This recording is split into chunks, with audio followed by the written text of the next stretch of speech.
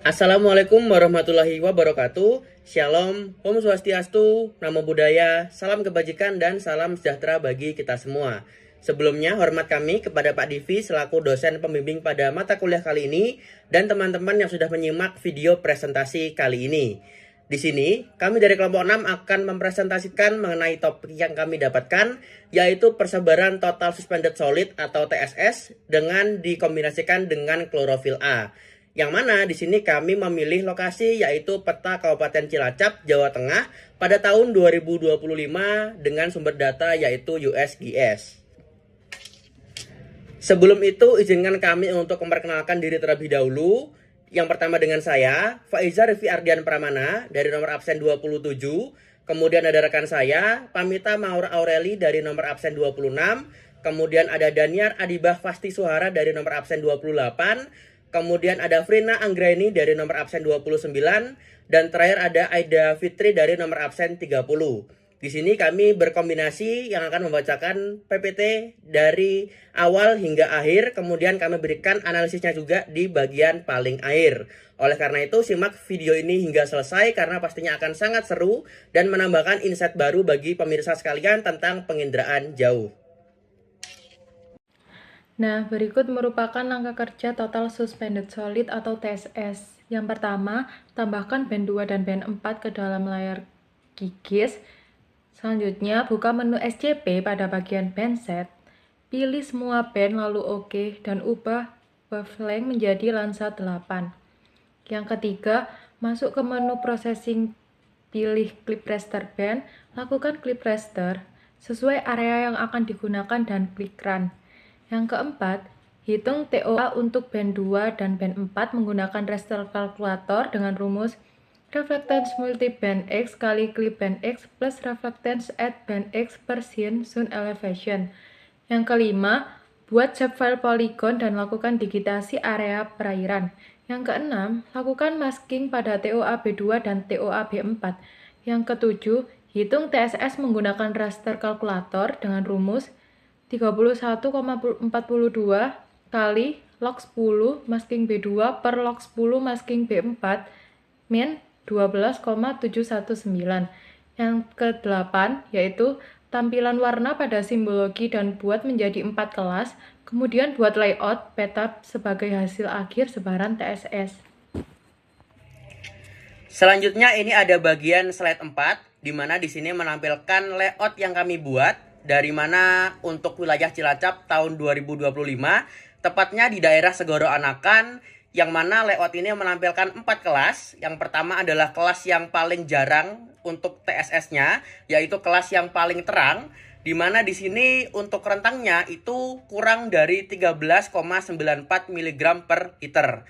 Kemudian untuk kelas yang di atasnya, yang lebih rapat, itu ada di antara rentang 13,94 hingga 14,15 mg per liter. Kemudian ada kelas yang selanjutnya lagi, yaitu yang lebih padat, itu ada di rentang 14,15 atau 14,15 hingga 14,34. Kemudian ada kelas yang paling padat kandungan TSS-nya, yaitu dengan rentang di atas 14,34 mg per liter. Nah, peta ini itu menampilkan sebaran total suspended solid atau TSS di Kabupaten Cilacap tahun 2025 yang dihasilkan dari pengolahan citra Landsat 8 dengan satuan miligram per liter.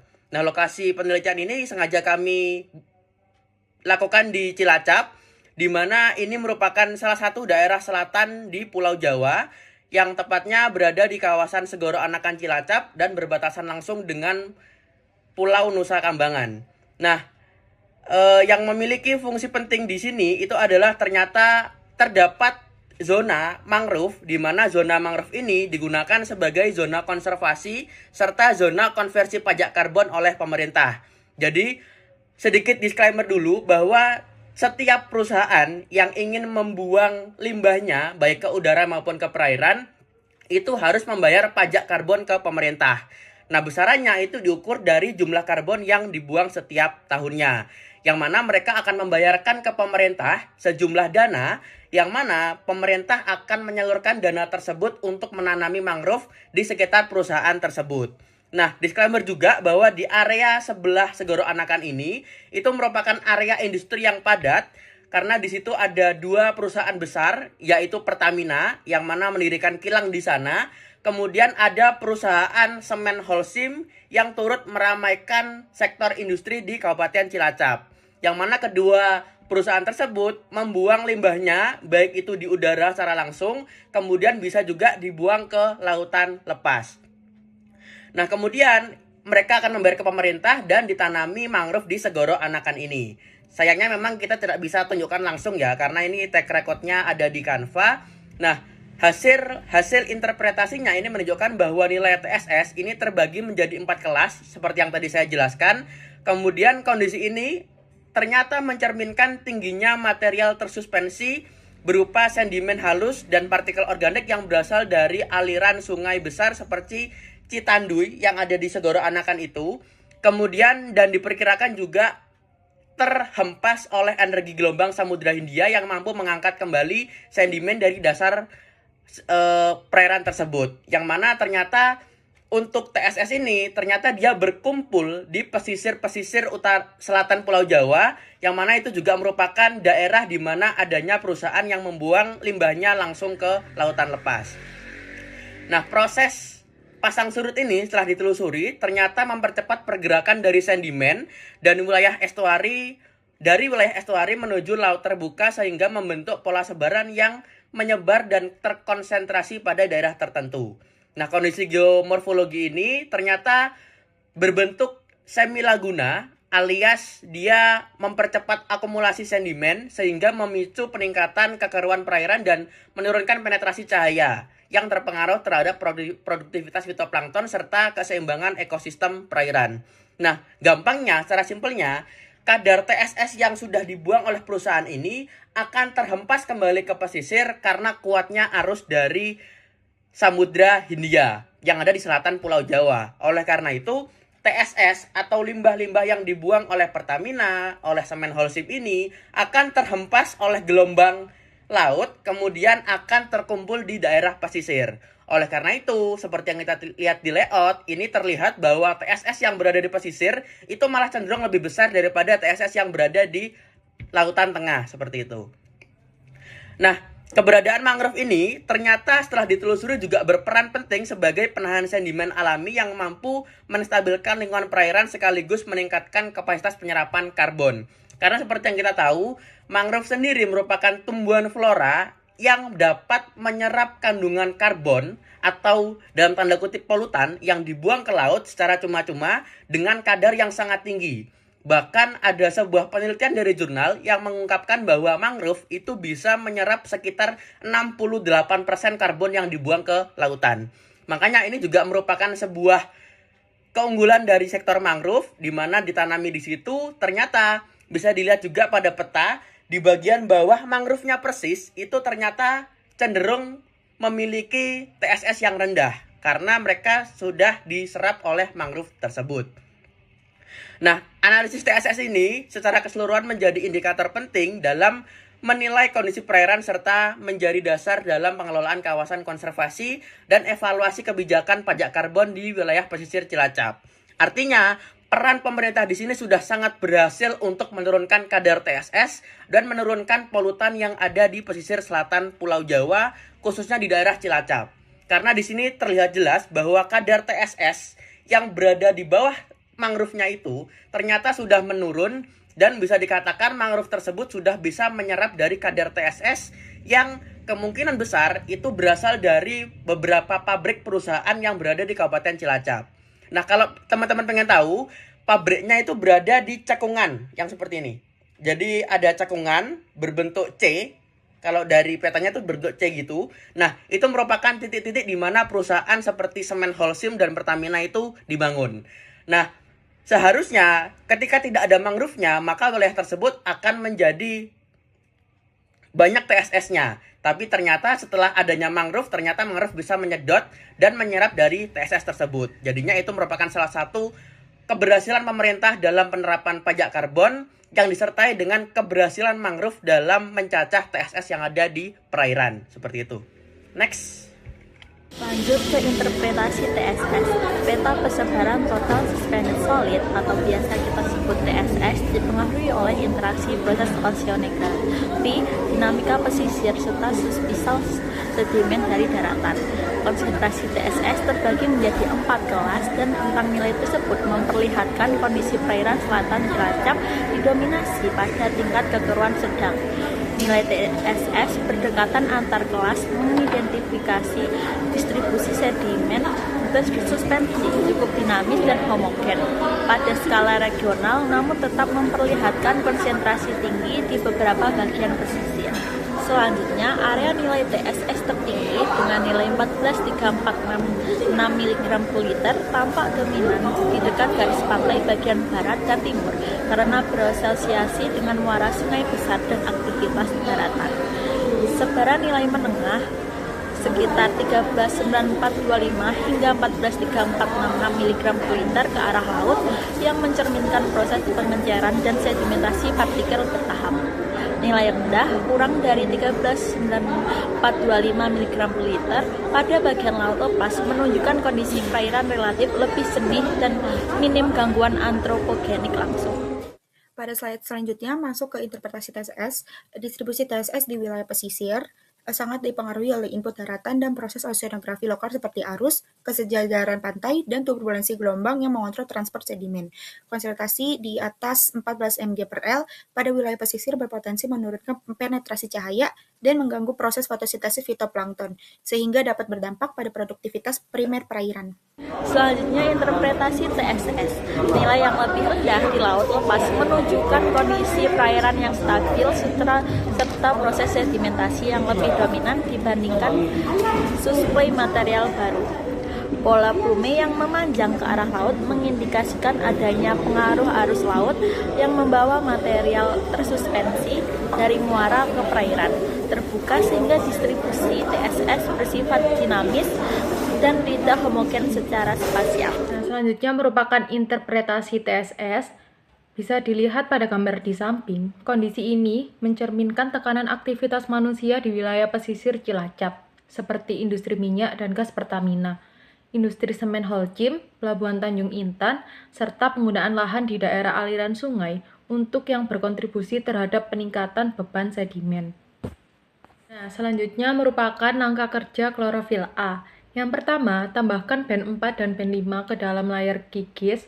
Yang kedua, klik raster kalkulator, masukkan rumus TOA band 4 dengan rumus reflectance multiband 4 kali B4 plus reflectance at band 4 per scene zone elevation.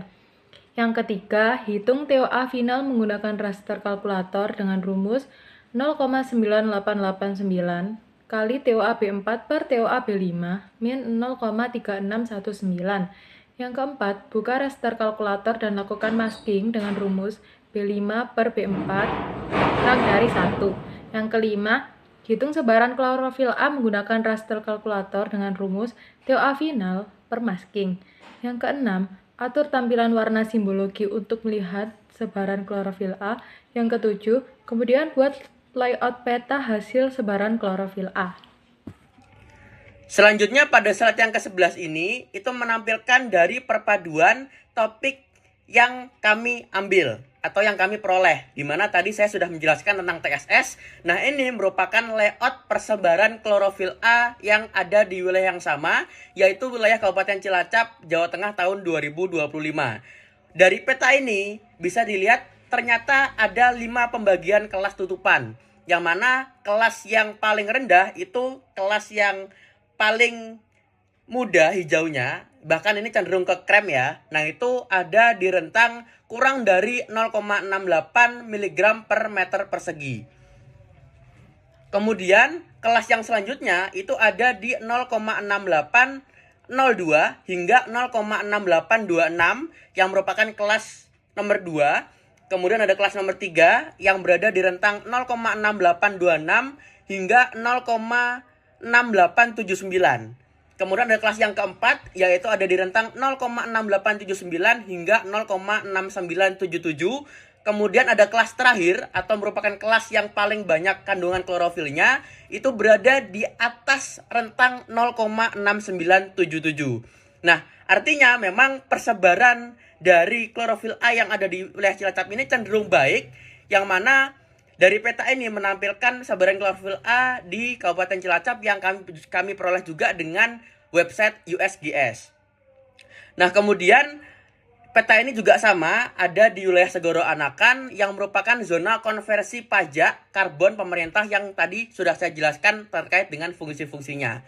Nah, terkait dengan hasil interpretasinya itu menunjukkan bahwa konsentrasi klorofil A terbagi menjadi 5 kelas, yakni dominasi yang rendah, agak sedang, agak tinggi hingga yang tertinggi. Kemudian kondisi ini menunjukkan tingkat kesuburan perairan yang relatif lebih tinggi akibat suplai nutrien dari daratan, terutama dari aliran sungai yang tadi sudah saya sebutkan juga, aliran sungai Citanduy yang membawa unsur hara berupa nitrogen dan fosfor ke perairan estuari. Nah, sungai-sungai ini kemungkinan mendapatkan limpasan nutrien dari pertanian yang ada di daratan. Nah, kemudian hal-hal atau unsur-unsur hara yang dibawa oleh sungai Citanduy ini antara lain ada nitrogen, fosfor ke perairan estuari. Yang mana dari sini terlihat jelas bahwa sebaran klorofil A yang semakin rendah ke arah laut ini mencerminkan berkurangnya pengaruh input nutrien dari daratan, terutama dari wilayah sungai Citanduy tadi. Kemudian pola ini menunjukkan adanya gradien kesuburan perairan dari zona estuari yang terbukti sangat subur, kemudian semakin menurun hingga kemudian bisa dikatakan tidak ada klorofil A-nya di perairan terbuka. Nah, yang berperan di sini ada arus laut, yang mana ini arus laut berperan dalam pencampuran massa air yang ikut mengontrol distribusi fitoplankton sehingga membentuk pola sebaran yang dinamis atau yang terbagi-bagi dalam 5 kelas. Bisa dilihat pada gambar. Jadi aliran sungai Citanduy itu yang berada di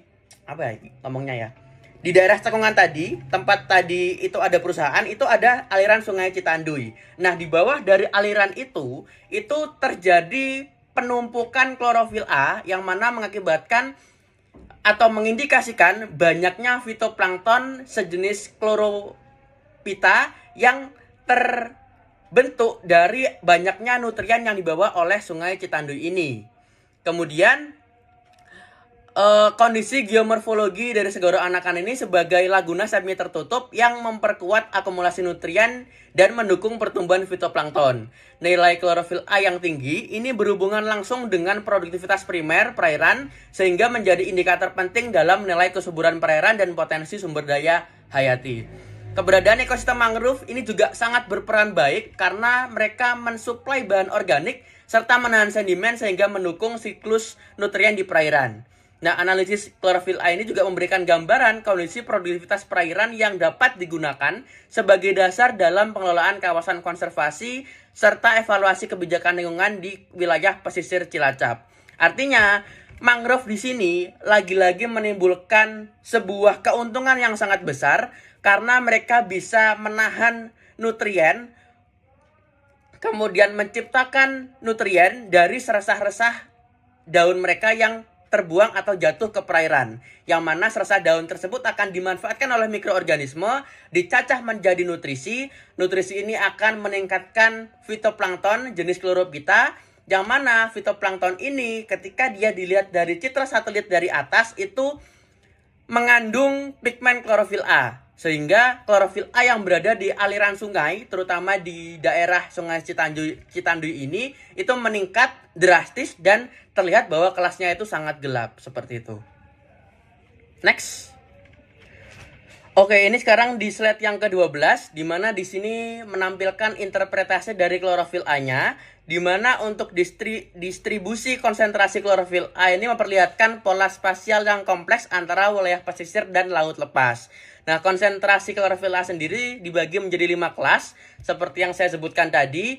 Dengan rentang nilai tersebut menunjukkan perairan selatan Cilacap memiliki tingkat produktivitas primer yang relatif sedang hingga tinggi. Tentunya dengan bantuan dari mangrove, yang mana mangrove ini bisa meningkatkan kadar nutrien dari seresah-resah yang dibuang ke perairan, kemudian dicacah oleh mikroorganisme sehingga meningkatkan kandungan nutriennya, kemudian memicu pertumbuhan dari fitoplankton jenis chlorophyta yang akan meningkatkan kandungan klorofil perairannya juga. Seperti itu. Next. Sebaran warna hijau tua mendominasi kawasan dekat pantai, memperlihatkan konsentrasi klorofil A tertinggi berada di zona pesisir sekitar muara dan teluk, dengan nilai lebih dari 0,6977 mg per meter kubik, menunjukkan wilayah tersebut mengalami akumulasi nutrien yang besar. Fenomena ini erat kaitannya dengan suplai organik dari daratan melalui aliran sungai. Kawasan pesisir Cilacap dipengaruhi beberapa estuari dan aktivitas antropogenik yang meningkatkan nitrat dan fosfat di perairan. Selanjutnya, interpretasi klorofil A. Kondisi limpasan nutrien dari aliran sungai ini memicu pertumbuhan fitoplankton secara intensif sehingga konsentrasi klorofil A meningkat signifikan. Pola ini sejalan dengan penelitian distribusi klorofil A di perairan di Indonesia, yang menyatakan bahwa daerah dekat pantai cenderung memiliki produktivitas primer lebih tinggi dibanding laut lepas akibat pasokan nutrien yang lebih melimpah. Stratifikasi kolom perairan yang lebih stabil menyebabkan nutrien terkonsentrasi di lapisan bawah seperti gambar di samping, sehingga fitoplankton di permukaan tidak memperoleh pasokan unsur hara yang cukup untuk berkembang optimal.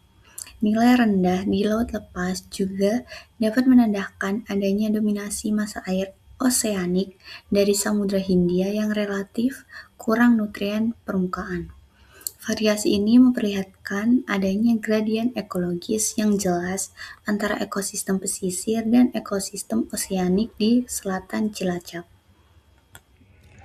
Selanjutnya ini ada di slide yang ke-16, di mana di sini menampilkan perbandingan antara layout TSS di Kabupaten Cilacap dengan layout klorofil A di tempat yang sama. Nah, peta perbandingan ini menampilkan bahwa hubungan antara sebaran TSS dan klorofil A ini diperoleh dari pengolahan citra satelit Landsat 8 yang mana kami menggunakan website USGS untuk menampilkan citra mentahnya. Nah, kemudian hasil interpretasinya bisa kami bilang bahwa menunjukkan adanya keterkaitan spasial antara TSS dan klorofil A dengan pola yang cenderung berlawanan pada beberapa zona.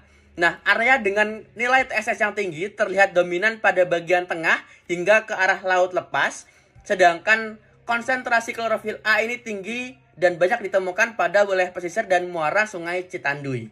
Pola ini menunjukkan bahwa tingkat kekeruan perairan akibat tingginya TSS dapat menghambat penetrasi cahaya sehingga aktivitas fotosintesis fitoplankton menjadi terbatas pada zona tertentu. Kembali lagi, TSS ini menampilkan kekeruan dari sebuah perairan. Artinya jika perairan tersebut keruh, maka cahaya matahari itu tidak bisa menembus lapisan air. Kemudian karena fitoplankton ini manfaatkan cahaya matahari, maka dia tidak bisa berkembang biak secara optimal. Nah, kemudian wilayah estuari Segoro Anakan juga memperlihatkan kondisi yang menarik karena terdapat kombinasi antara suplai nutrien tinggi dengan tingkat TSS yang juga relatif tinggi. Nutrien yang berasal dari aliran sungai seperti Citanduy ini meningkatkan pertumbuhan fitoplankton sehingga nilai klorofil A-nya menjadi meningkat. Namun pada saat yang sama, tingginya sedimen yang tersuspensi ini juga dapat menurunkan intensitas cahaya yang masuk ke dalam kolom air. Kondisi ini menunjukkan bahwa adanya interaksi antara faktor pembatas, yakni ada unsur hara mikro, unsur hara makro, dan nutrien yang berasal dari limpasan sungai, yang mana ini dikaitkan juga dengan faktor pendukung dalam proses produktivitas primer. Nah, gradien dari pesisir menuju laut lepas ini menunjukkan perubahan yang cukup jelas, di mana TSS ini cenderung meningkat akibat pengaruh gelombang yang tersuspensi dan adanya sedimen dasar yang teradu-adu oleh gelombang tadi, sehingga TSS ini malah cenderung ada di wilayah pesisir. Kemudian untuk klorofil A ini mengalami sedikit perbedaan, di mana klorofil A ini mengalami penurunan karena berkurangnya suplai nutrien dari daratan, alias dia malah ditemukan banyak di daerah sekitar hilir Sungai Citanduy. Nah, arus laut dan proses pencampuran massa air laut ini juga mempengaruhi dari distribusi kedua parameter tersebut, sehingga membentuk pola sebaran yang sangat kompleks dengan banyaknya kelas yang ditemukan dan saling berkaitan. Lalu juga ada tambahan dari kondisi geomorfologi Segoro Anakan sebagai laguna semi tertutup yang mempercepat akumulasi sedimen, sekaligus mempertahankan nutrien di dalam sistem perairan. Nah, peran mangrove di sini juga lagi-lagi sangat besar karena menjadi sangat penting dalam menahan sedimen dan menjaga kestabilan lingkungan. Sayangnya, peningkatan TSS yang terlalu tinggi ini juga berpotensi menekan produktivitas perairan jika kekeruannya melampaui batas toleransi dari organisme. Artinya jika memang terlalu keruh, maka ini bisa menurunkan kadar klorofil A yang ada dan tertampil di peta tersebut.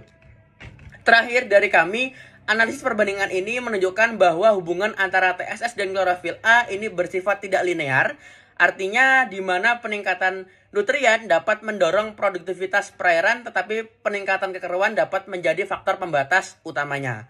Kondisi ini menegaskan bahwa keseimbangan antara sedimen, nutrien, dan cahaya menjadi kunci dalam menjaga kestabilan ekosistem perairan di wilayah pesisir Cilacap, serta dapat digunakan menjadi dasar penting dalam pengelolaan kawasan konservasi dan evaluasi kebijakan pajak karbon. Di mana di sini ternyata memang mangrove memberikan perannya yang sangat besar. Dia bisa mengurangi dari kadar TSS yang ada di perairan, sekaligus dia menambahkan nutrien-nutrien dari zona habitatnya untuk kemudian dimanfaatkan oleh fitoplankton. Contohnya ada di jenis Chlorophyta, di mana di situ ternyata dengan adanya peningkatan nutrien itu terlihat bahwa area di sekitar mangrove ini menjadi melimpah kandungan klorofil A-nya karena banyak fitoplankton yang hidup di situ. Seperti itu. Oke, mungkin next. Kesimpulannya yaitu penginderaan jauh merupakan metode canggih yang menawarkan teknologi pemantauan indikator perairan untuk mengukur beberapa parameter seperti klorofil A dan total suspended solid. Metode ini efektif menyediakan data luas dengan cepat dan efisien, sehingga mendukung pemantauan kualitas perairan secara berkelanjutan. Sayangnya, akurasi penginderaan jauh tetap bergantung pada kalibrasi pada data lapangan yang dipengaruhi kondisi atmosfer dan sifat optik perairan.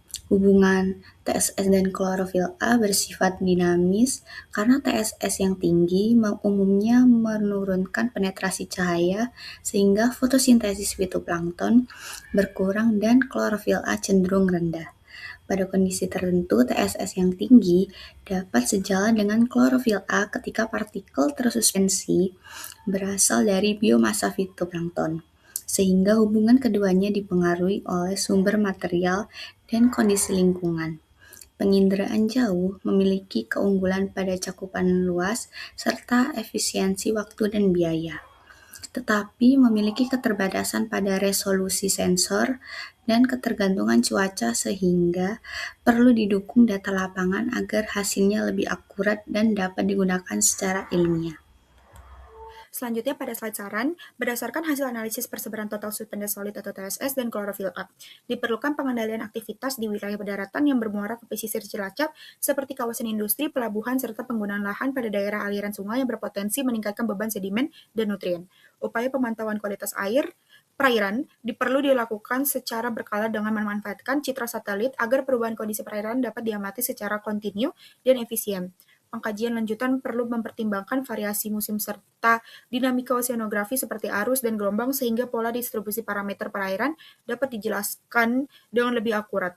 Hasil kajian juga dapat digunakan sebagai dasar dalam pengelolaan sumber daya perairan yang berkelanjutan guna menjaga keseimbangan ekosistem pesisir dan laut lepas wilayah Cilacap.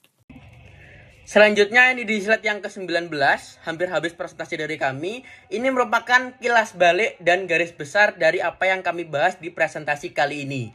Di mana kami bisa menyimpulkan bahwa TSS ini berkaitan dengan tingkat kekeruan air. Dan konsentrasi TSS yang tinggi dapat menyebabkan air menjadi lebih keruh sehingga cahaya matahari sulit menembus kolom perairan.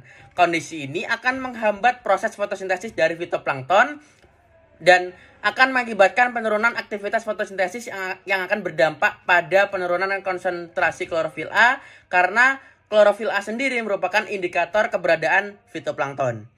Sayangnya kondisi tersebut tidak selalu linear karena pada beberapa pesisir, khususnya di wilayah Segoro Anakan ini, TSS yang tinggi itu sering berasal dari limpasan daratan yang membawa nutrien seperti nitrogen dan fosfor. Nah, kandungan nutrien ini justru dapat meningkatkan pertumbuhan fitoplankton sehingga klorofil A menjadi tinggi meskipun perairannya keruh. Nah, klorofil A ini juga mencerminkan jumlah fitoplankton di perairan karena peningkatan biomasa fitoplankton dapat menambah partikel tersuspensi dalam air sehingga berkontribusi terhadap nilai TSS.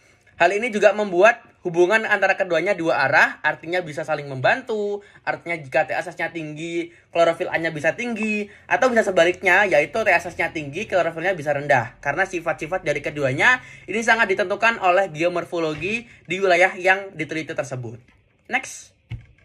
Oke, mungkin cukup sekian yang bisa kami sampaikan. Dari tadi kami jelaskan mengenai TSS, kemudian kami jelaskan mengenai klorofil A, kemudian juga saya jelaskan mengenai interpretasi dan hubungan antara keduanya. Artinya, penginderaan jauh di sini sangat-sangat memberikan sebuah kemudahan, terutama bagi para peneliti dan mahasiswa dalam memperkirakan beberapa kandungan-kandungan dan parameter yang ada di suatu perairan tanpa kita menguji langsung atau kita datang ke tempat tersebut secara langsung. Dalam artian memang penginderaan jauh tidak selalu sempurna dan tidak selalu dapat mencitrakan kondisi aslinya, tetapi paling tidak kita bisa mengetahui dari pola persebaran suhu, klorofil A, TSS, kemudian ada beberapa jenis yang lain dengan cara kita mencari satelitnya dan kita mencari citranya di internet seperti itu. Nanti mungkin bisa dilakukan penelitian secara in situ, yaitu datang ke lokasinya langsung untuk memvalidasi data yang kita dapatkan melalui penginderaan jauh. Tentunya mungkin ada sedikit perbedaan, tapi perbedaan tersebut tidak terlalu banyak, mengingat akurasi dari penginderaan jauh ini sudah sangat-sangat tinggi dan bisa dibuktikan kebenarannya. Oke, mungkin cukup sekian yang bisa kami sampaikan. Kami kelompok 6 meminta maaf apabila ada salah-salah kata maupun perbuatan. Kami juga meminta maaf apabila selama berjalannya penginderaan jauh kami banyak merepotkan dari Pak Divi, banyak mengganggu waktunya dan lain sebagainya. Mungkin cukup sekian yang bisa kami sampaikan. Kurang lebihnya kami mohon maaf. Kami tutup. Wassalamualaikum warahmatullahi wabarakatuh.